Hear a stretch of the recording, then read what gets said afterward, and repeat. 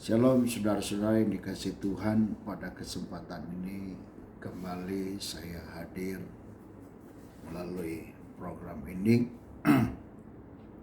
Saya ingin membagikan satu perenungan firman Allah yang menurut saya bisa membantu kita untuk mengerti, khususnya hamba-hamba Tuhan serta jemaat yang ada, untuk melakukan apa yang terbaik bagi Tuhan, yaitu menjaga kualifikasi kerohanian kita sebagai hamba-hamba Tuhan. Karena terkadang kita tidak menyadari, dengan sibuknya kita melayani dan juga dengan banyaknya kegiatan, bahkan kita juga tidak dapat memisahkan hal-hal yang menurut kebenaran firman Allah adalah hal-hal yang rohani. Nah, itu sebabnya kita mau belajar firman Allah, mendahulunya adalah di dalam 1 Samuel pasal 10, mulai ayat 10 sampai ayat 11. Demikian firman Allah. Ketika mereka sampai di Gebea, dari sana maka bertemulah ia, maksudnya Saul, dengan serombongan nabi. Roh Allah berkuasa atasnya, dan Saul turut kepenuhan seperti nabi di tengah-tengah mereka. Dan semua orang yang mengenalnya dari dahulu melihat dengan heran bahwa ia bernubuat bersama-sama dengan nabi-nabi itu. Lalu berkatalah orang banyak yang satu kepada yang lain, apakah gerangan yang terjadi dengan anak Kis itu? Apa Saul juga termasuk golongan nabi? Saudara, kita melihat dari cerita kebenaran firman Allah pada kesempatan ini. Kalau kita perhatikan dari kitab 1 Samuel, dari mulai pasal 8 sampai 1 Samuel pasal yang ke 13, 14, kita menemukan bagaimana diceritakan peran seorang yang bernama Saul.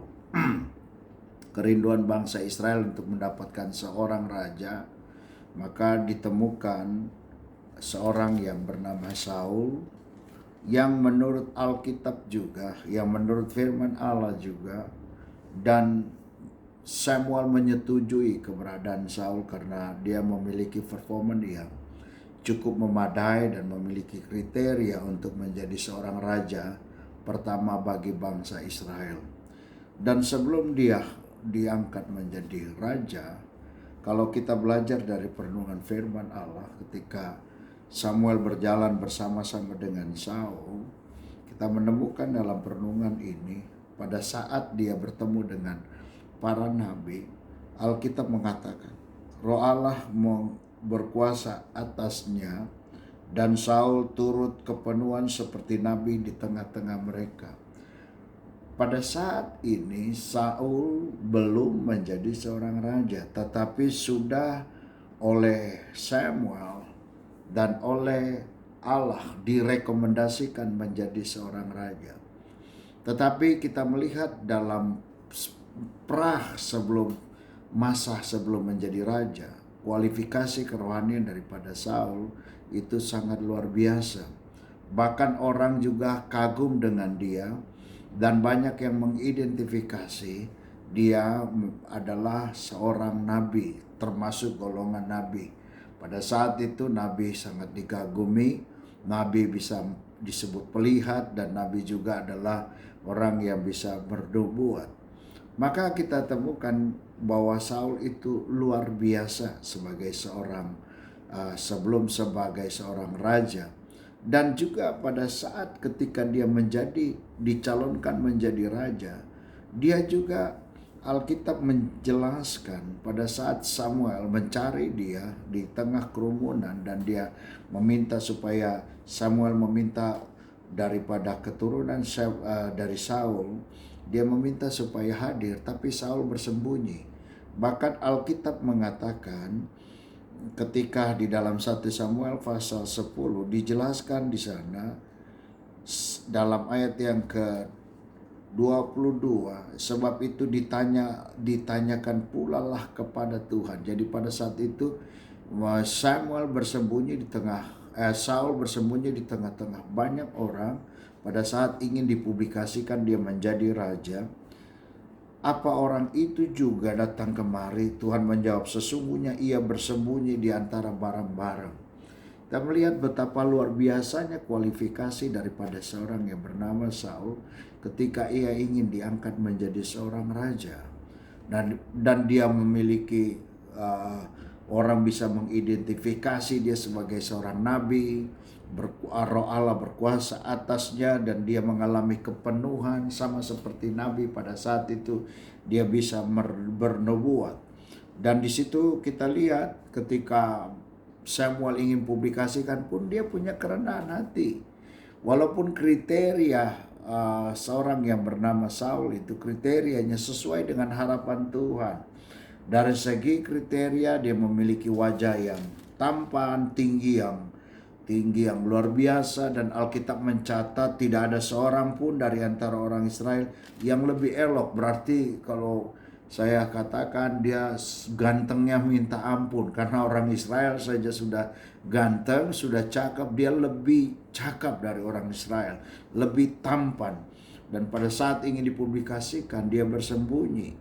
Nah, maka ayat ini menjelaskan ketika itu berlarilah, ayat 23, berlarilah orang ke sana dan mengambilnya dari sana, dan ketika ia berdiri di tengah orang sebangsanya, ternyata ia dari bahu ke atas lebih tinggi dari setiap orang sebangsanya. Jadi performanya luar biasa. Bahkan ayat 24 dalam 1 Samuel pasal 10.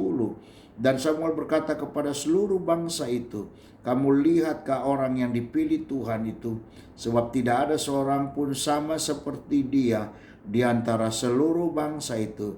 Lalu bersoraklah seluruh bangsa itu demikian, hidup raja.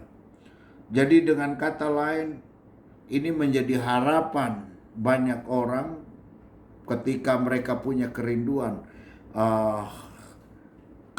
untuk mendapatkan seorang raja. Dan begitu bangsa ini melihat, bangsa Israel ini melihat seorang figur yang berbeda dengan yang lainnya, hadir seorang figur yang tingginya lebih tinggi daripada orang Israel, yang lebih tampan daripada orang Israel, dan dia punya kualifikasi rohani, bisa diidentifikasi seperti seorang nabi, dan yang luar biasa punya kerendahan hati. Walaupun Samuel sudah menyatakan dia akan menjadi raja bagi bangsa Israel, tapi dia bersembunyi, dan ketika diambil dan diperlihatkan, semua orang bilang hidup raja.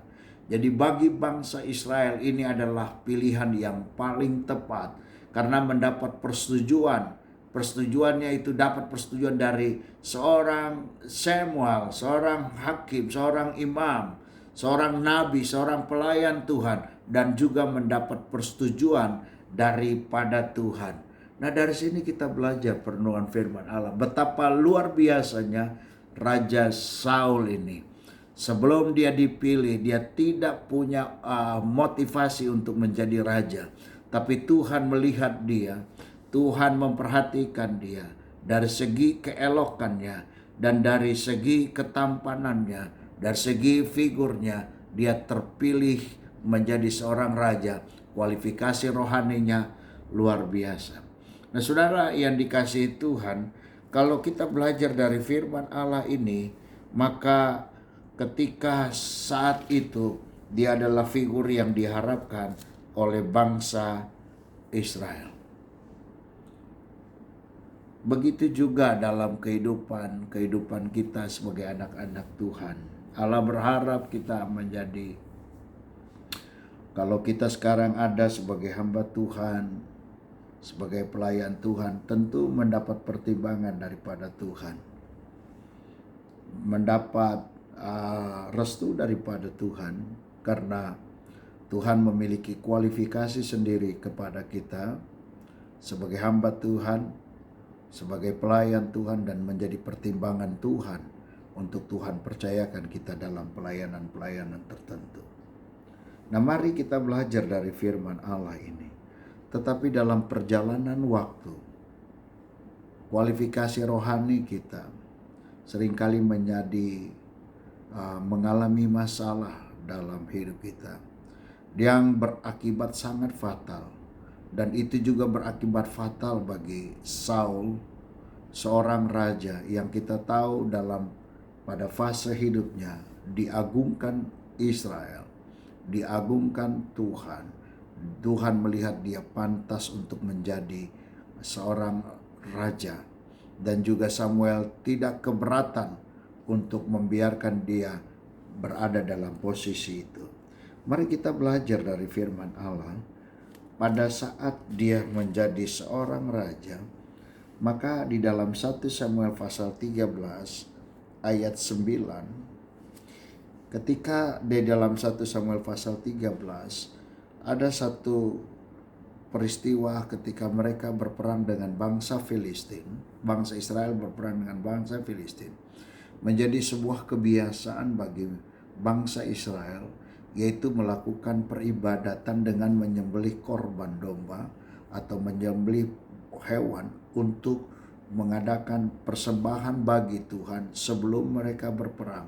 Dan pada umumnya pada saat itu biasanya dilakukan oleh seorang yang dianggap punya rohani, dan pada saat itu pelakunya harus seorang yang bernama Samuel, dan dia harus adalah seorang imam, seorang hakim pada saat itu, Samuel. Mari kita lihat di dalam 1 Samuel pasal 13 ayat 9. Dikatakan firman Allah ayat 8, ia menunggu 7 hari lamanya sampai waktu yang ditentukan Samuel. Jadi sudah ada perjanjian antara Samuel dengan Saul dalam waktu 7 hari. Tetapi ketika Samuel tidak datang ke Gilgal, mulailah rakyat itu berserak-serak meninggalkan dia, karena rakyat agak curiga Samuel tidak datang dan mulai meninggalkan dia. Sebab itu Saul berkata, bawalah kepadaku korban bakaran dan korban keselamatan itu. Lalu ia mempersembahkan korban bakaran. Baru saja ia habis mempersembahkan korban bakaran, maka tampaklah Samuel datang. Saul pergi menyongsongnya untuk memberi salam kepadanya. Tetapi kata Samuel, apa yang telah kau perbuat? Jawab Saul, karena aku melihat rakyat itu berserak-serak meninggalkan aku, dan engkau tidak datang pada waktunya yang telah ditentukan, padahal orang Filistin telah berkumpul di Mikmas. Saya kira kalau kita berada di situ, maka kita akan menyetujui apa yang dilakukan oleh Saul.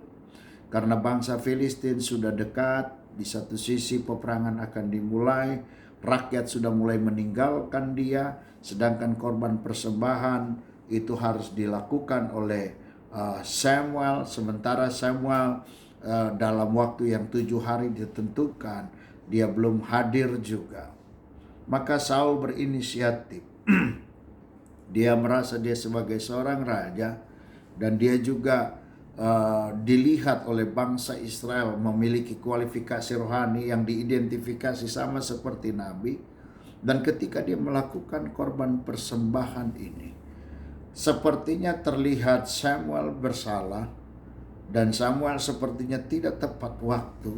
Tetapi ketika dia melakukan korban persembahan ini, ditegurlah oleh Samuel. Maka Samuel marah kepada dia bahwa pekerjaan itu adalah bukan pekerjaannya dia.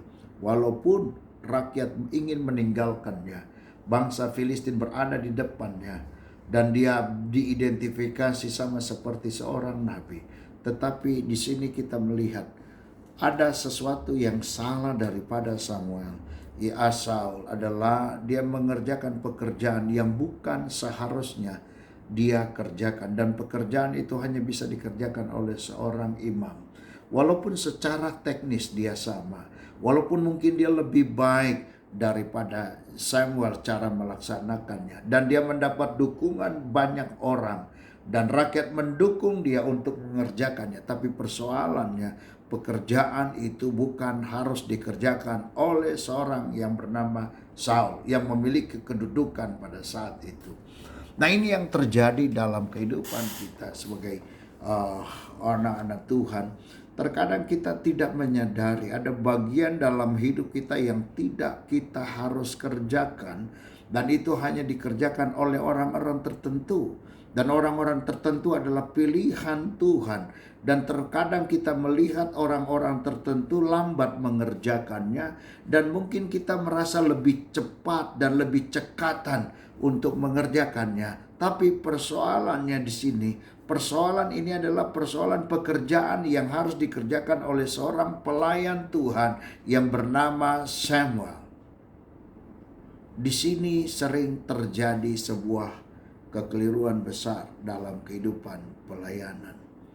Acap kali kita mengidentifikasi diri kita memiliki kualifikasi rohani karena orang menilai kita punya kualifikasi rohani. Orang menganggap kita sudah cukup untuk bisa melakukan tugas rohani. Dan terkadang juga kita juga tahu bahwa kita punya wewenang, punya kekuasaan, punya sesuatu dalam diri kita, dan kita ambil lakukan ini. Dan waktu kita mengerjakan ini, pekerjaan ini bukan pekerjaan yang harus sebenarnya dilakukan oleh kita. Saudara yang dikasihi Tuhan, kita harus belajar dari perenungan firman Tuhan pada kesempatan ini. Mari kita belajar bisa menempatkan diri di dalam pekerjaan Tuhan. Belajar menempatkan diri dalam pelayanan. Mungkin kita lebih hebat dari pemimpin kita. Mungkin kita lebih cakap dari pemimpin kita. Dan mungkin kita lebih berkuasa dari pemimpin kita. Karena kita punya kapasitas, kita punya fasilitas, kita punya integritas, bahkan kita mendapat dukungan banyak orang. Kita sering kali lupa kita mengambil pekerjaan itu, di mana pekerjaan itu adalah bukan pekerjaan yang harus kita lakukan. Dan pekerjaan itu adalah pekerjaan yang dimana Tuhan percayakan kepada orang tertentu. Ya, contoh dalam pelayanan pekerjaan Tuhan, khususnya di gereja. Kita harus menyadari, kadangkala kita lupa sedemikian rupa bahwa di dalam sinode kita ada pemimpin gereja kita. Mungkin dia tidak sehebat seperti kita. Mungkin kita berkata kita lebih punya semuanya. Kapasitas kita punya, uang kita punya, fasilitas kita punya, kecakapan kita punya, gelar kita punya, pendidikan kita punya, apa saja kita punya. Dan sepertinya terkesan pemimpin kita tidak secepat apa yang kita harapkan, tidak lebih hebat daripada apa yang kita kerjakan. Tetapi ketahuilah saudara yang kekasih dalam Tuhan, bahwa pemimpin itu sudah ditetapkan oleh Tuhan. Saul punya pekerjaannya sendiri. Samuel punya pekerjaannya sendiri. Samuel mengerjakan pekerjaan keimaman. Saul mengerjakan pekerjaan kepemimpinan satu bangsa. Allah tahu persis siapa yang mengerjakan ini. Mungkin Saul lebih secara teknis lebih hebat mengerjakannya. Mungkin secara metode lebih praktis mengerjakannya. Tidak seperti Samuel yang sudah tua.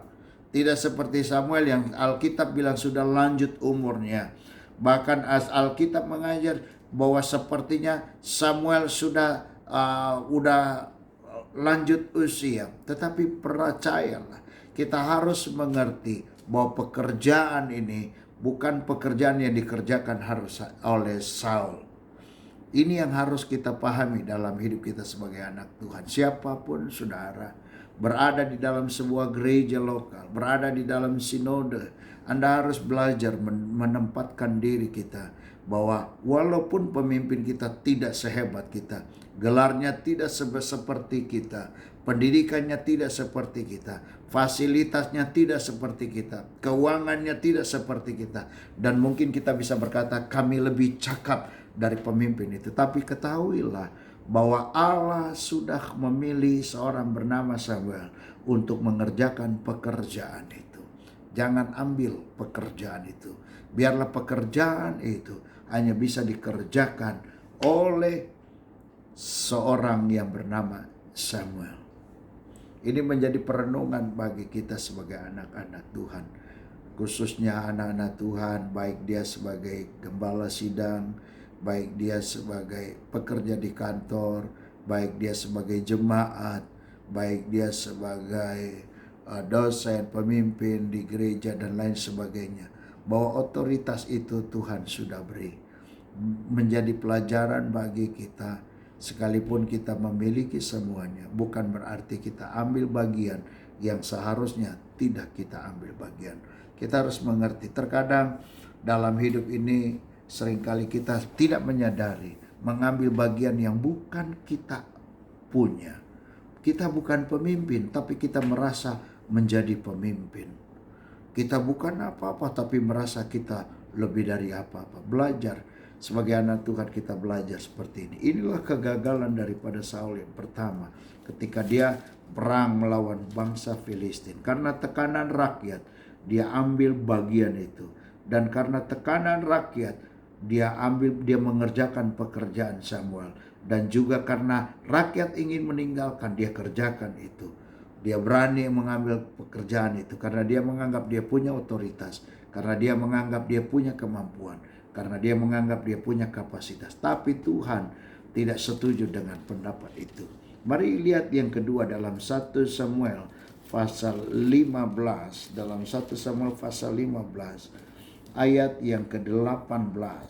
Dalam 1 Samuel pasal 15 ayat 18. 1 Samuel pasal 15 ayat 18. Demikian firman Tuhan. Alkitab mengatakan, Tuhan telah menyuruh.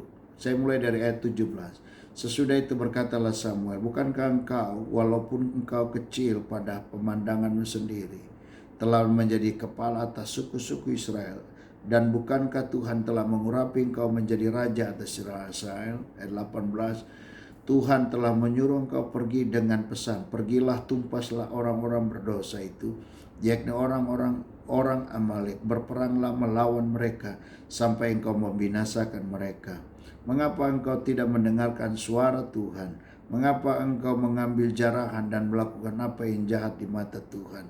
Lalu kata Saul kepada Samuel, Aku memang mendengarkan suara Tuhan dan mengikuti jalan yang telah disuruh Tuhan kepadaku. Dan aku membawa Agag, raja orang Amalek itu, tetapi orang Amalek itu sendiri telah kutumpas. Tetapi rakyat mengambil dari jarahan itu kambing domba dan lembu yang terbaik dari yang dikhususkan untuk ditumpas itu, untuk mempersembahkan korban kepada Tuhan.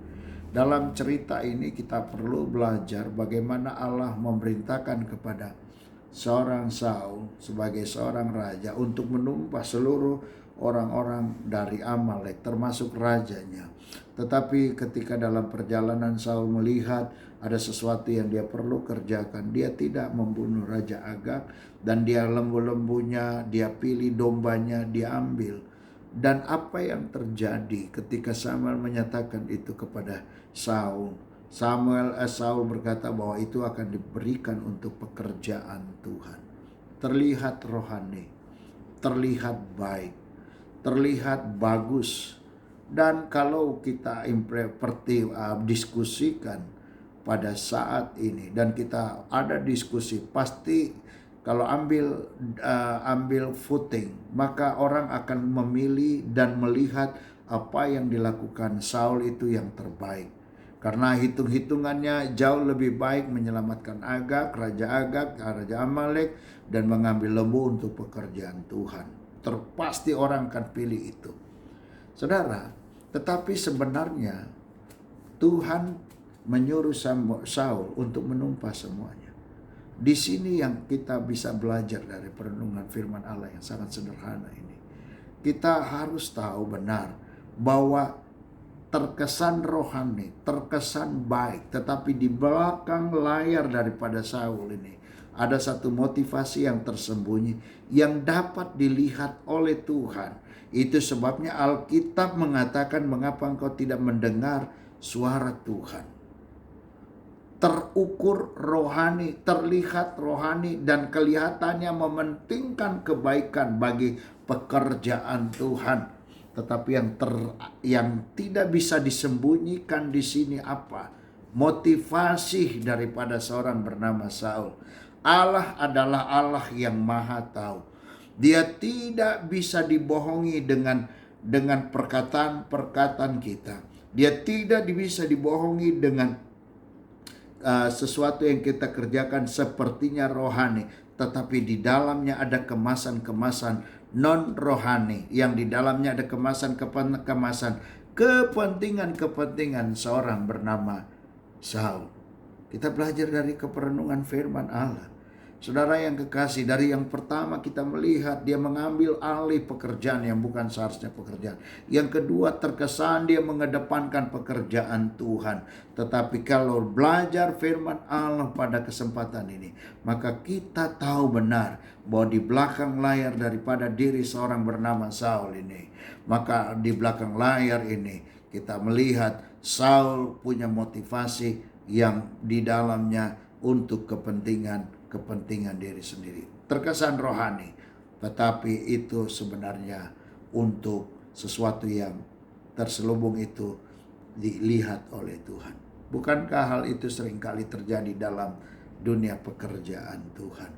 Ada banyak kegiatan-kegiatan yang dilakukan terkesan rohani, terkesan menyembah Tuhan, terkesan untuk kepentingan-kepentingan yang luar biasa, kepentingan-kepentingan yang hebat, kepentingan-kepentingan yang ajaib, kepentingan pekerjaan Tuhan. Tetapi apa yang terlihat di sini, apa yang terjadi di sini, kita belajar dari firman Allah.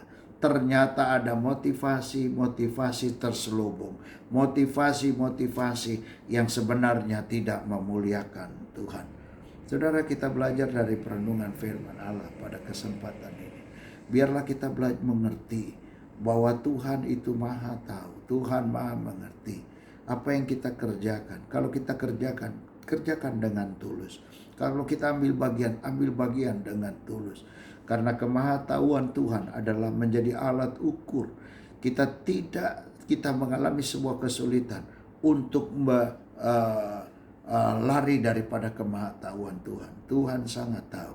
Dan Alkitab bilang dalam perenungan firman Allah, sampai dalam kitab Samuel, kitab 1 Samuel pasal 15, Alkitab sampai Tuhan sendiri berkata dalam perenungannya firman Allah, bukan Tuhan tidak lagi melihat tampang akhirnya. Tuhan tidak lihat lagi tampannya, Tuhan tidak melihat lagi performnya, maka Tuhan menilai, sekarang melihat hati. Inilah cikal bakal kebenaran firman Allah yang bilang Tuhan melihat hati. Saudara yang kekasih dalam Tuhan, 40 tahun Saul menjadi seorang raja. Tapi dalam perjalanan dia sebagai seorang raja, sebelum belum menyelesaikan 40 tahun, Tuhan sudah mengangkat seorang bernama Daud melalui Samuel. Tuhan sudah alihkan kepemimpinan itu kepada seorang bernama Daud, walaupun punya jangka waktu. Jadi kalau kita lihat dari 40 tahun, dari 13 tahun jadi 33 tahun, 27 tahun sebelumnya, 27 tahun sebelumnya, sepemerintahan 27 tahun, maka di situ Tuhan sudah menetapkan seorang bernama Daud. Alangkah naibnya saudara yang kekasih dalam Tuhan, dalam perjalanan Tuhan sudah siapkan orang yang bukan keturunan Saul, tetapi dari keturunan Daud. Perhatikan, tidak ada seorang raja yang dari keturunan Saul menjadi raja. Seorang anak yang pernah memimpin 2 tahun, tetapi setelah itu pun tidak menjadi perhitungan raja dalam Alkitab.